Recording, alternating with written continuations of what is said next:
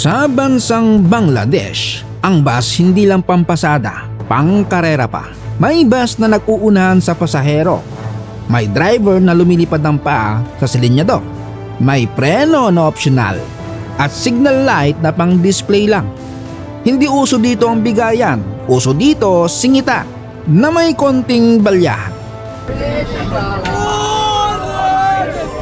At sa gitna ng ingay, usok at busina, may mga aksidenteng isang maling liko lang, katapusan na.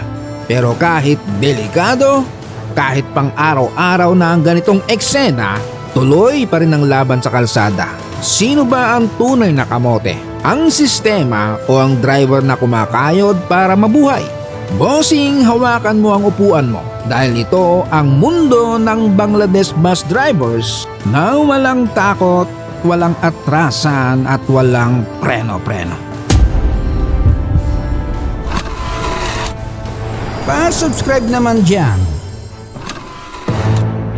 Sa bansang Bangladesh, may 100,000 bus ang bumibiyahe araw-araw.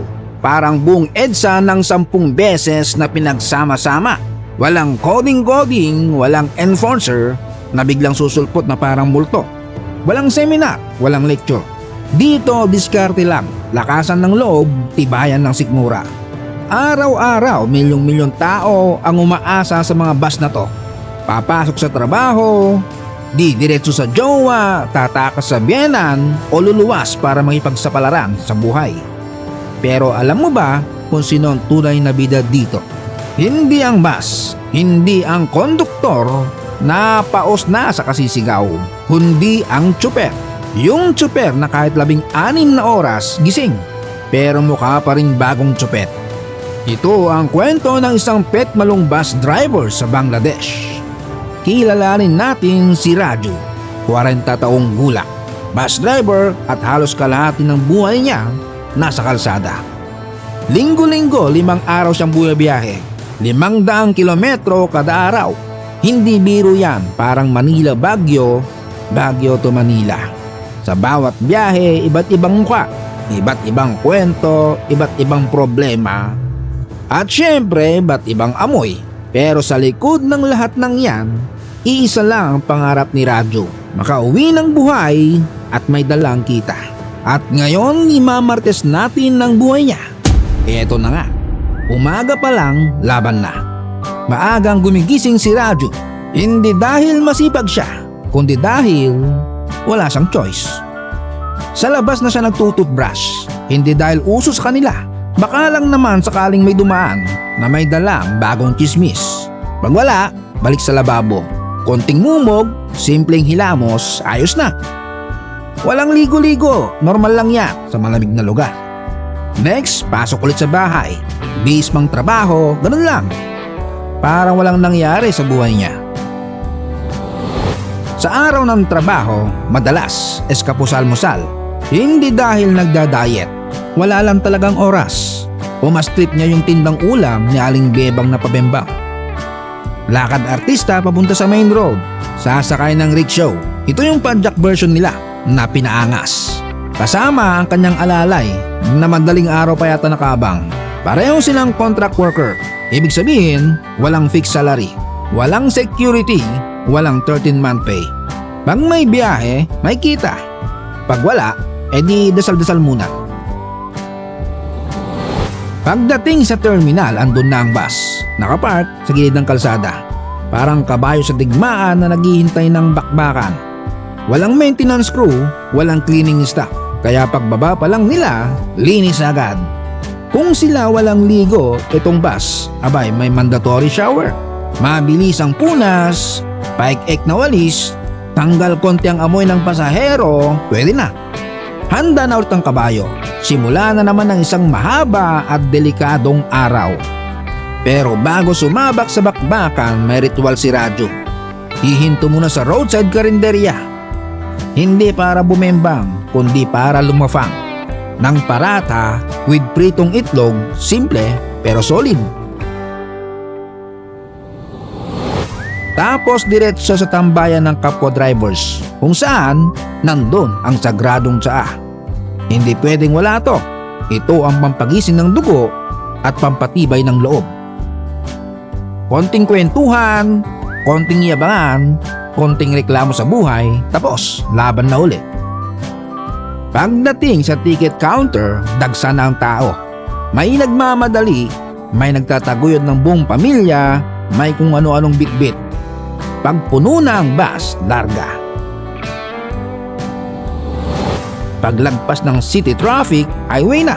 Mahaba, maayos, pero hindi tuloy-tuloy. May sasakay, may bababa, may isasakay na kargamento at kadalasan isda. Halos 20 taon na nagdadrive si Radyo. Nagsimula siya bilang alalay, tagabukas ng pinto, tagasigaw, tagabuhat, hanggang sa unti-unti naging driver. Kadalasan, ganyan din sa atin. 5 taon na sa rutang to, kaya kabisado niya bawat liko, bawat lubak, bawat lugar na pwedeng madisgrasya. Kung karamihan sa Bangladesh naghirap din, si Radyo simple lang at buhay probinsya. May simpleng bahay na may 3 kwarto. Siksikan pero maayos at malinis. Kasama niya rito ang kanyang nanay, masipag na asawa, nag-iisang anak at isang pusa na feeling amo ng bahay. 20 taon na silang kasal na misis niya. Hindi mareklamo, hindi pala po sa FB, tahimik lang, buhay-bahay lang talaga. Yung anak, malaki na pero parang gusto niya pang subuhan. Balik tayo sa kalsada. Hindi lahat sementado ang daan, pero yung flyover, ayos. Maraming pahara-hara pero hindi traffic. Hindi tulad sa Dhaka na parang naghahalikan ng mga bus sa sikip. Mga pasahero, chill lang. Mukhang kampante kay Radyo. Kasi hindi naman siya kamote driver na pang viral sa Facebook. Takbong tsabi lang. May speed limit silang 80 km/h. Pero pag maluwag-luwag, abay tumitira din siya ng 100. Minsan, lampas pa. Delikado, ganun talaga, parte na ng trabaho nila. Kailangan magmadali para kumita at para mas maaga makauwi. Kaya yung ibang pasahero hawak sa upuan, ready tumalon pag alanganin na. Sa Bangladesh, hindi lang driver at konduktor ang crew. Abay, meron pa. May isang alalay sa tabi ng driver. Nagmamasid, nagko-coach, bantay sa mga gustong makalusot sa pasahe. At yung isa na sa likod, siya ang nakatoka sa karga, diskarga at tagabantay ng gamit. Pagkatapos ng 5 oras, narating nilang destinasyon. Baba ng pasahero tapos diretso ulit sa karinderya. Ang tanghalian, kanin, gulay, beef curry. Hindi sosyal pero pantawid lakas. 1 oras lang na pahinga tapos balik ulit sa biyahe. Panibagong sakay, panibagong kwento.